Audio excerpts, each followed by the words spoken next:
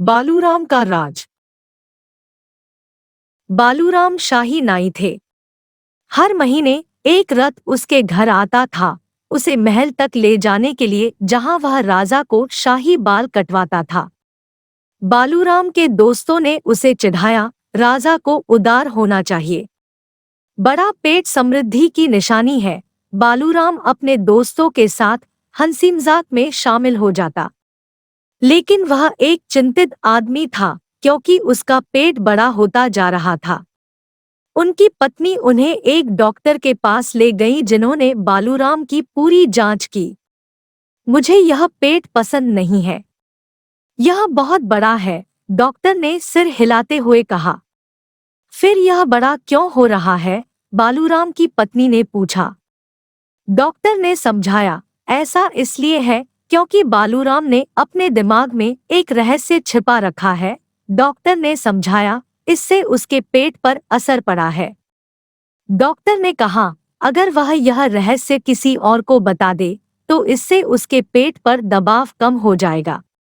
घर लौटने के बाद पत्नी ने बालूराम का राज जानना चाहा। मैं आपको नहीं बता सकता, बालूराम ने असहाय होकर कहा। मैंने वादा किया है कि मैं किसी को नहीं बताऊंगा, यहाँ तक कि अपनी पत्नी को भी नहीं। पत्नी को अब चिंता होने लगी। उसका पति अपने वादे पर कायम था, लेकिन उसका पेट बढ़ता जा रहा था। उसे डर था कि इस गति से तो यह एक दिन फट ही जाएगा। एक काम करो, पत्नी ने कहा, यह रहस्य किसी को मत बताना, मुझे भी नहीं। किसी सुनसान जगह पर जाए, सुनिश्चित करे कि आसपास कोई न हो और रहस्य बता दे। एक बार जब रहस्य आपके दिमाग से निकल जाएगा तो आपका पेट सिकुड़ जाएगा। बालूराम को यह विचार पसंद आया।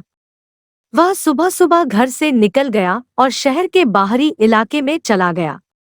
उसने दाएं बाएं देखा, आसपास कोई नहीं था, लेकिन वह सावधान रहना चाहता था।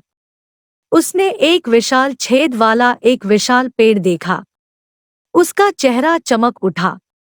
उसने अपना सिर पेड़ की खोह में डाल दिया और जोर से कुछ चिल्लाया। उसे बेहतर महसूस हुआ। वह फिर चिल्लाया।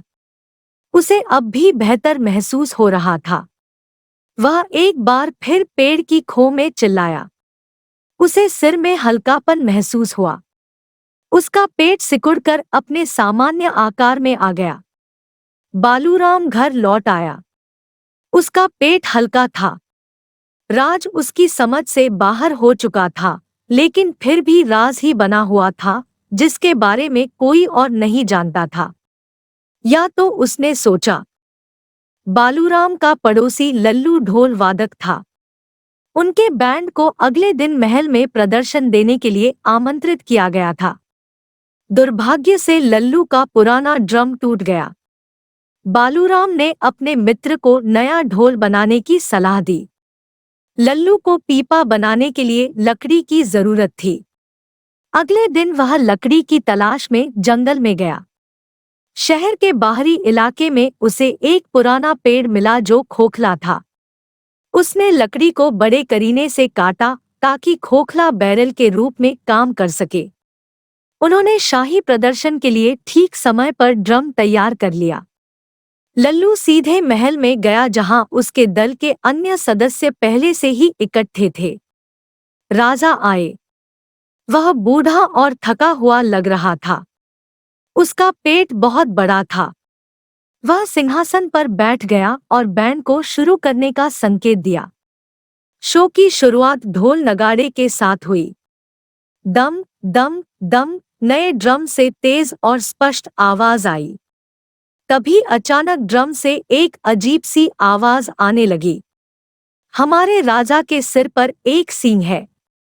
राजा के सिर पर एक सींग है। एक सींग राजा के पास है। हमारे राजा के पास है।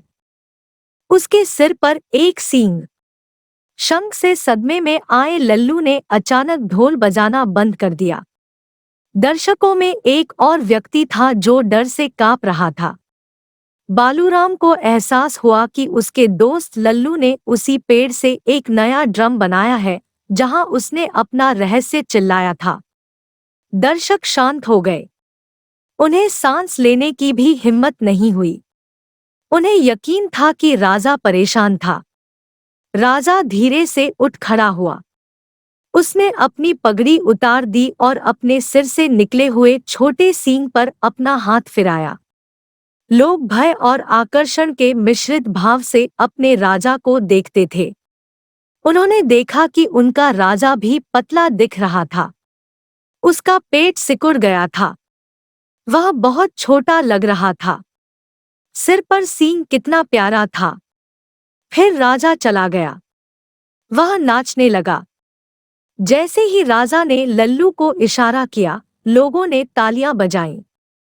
भीड़ के नारे लगाते ही लल्लू ने फिर से ढोल बजाना शुरू कर दिया। हमारे पास एक अनोखा राजा है। हमारे जैसा राजा किसी का नहीं। उसके सिर पर एक सींग है।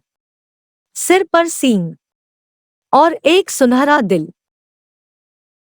आशा है आपको हमारी कहानी पसंद आई। ऐसी ही अच्छी कहानियों के लिए हमारे चैनल को लाइक और सब्सक्राइब करें।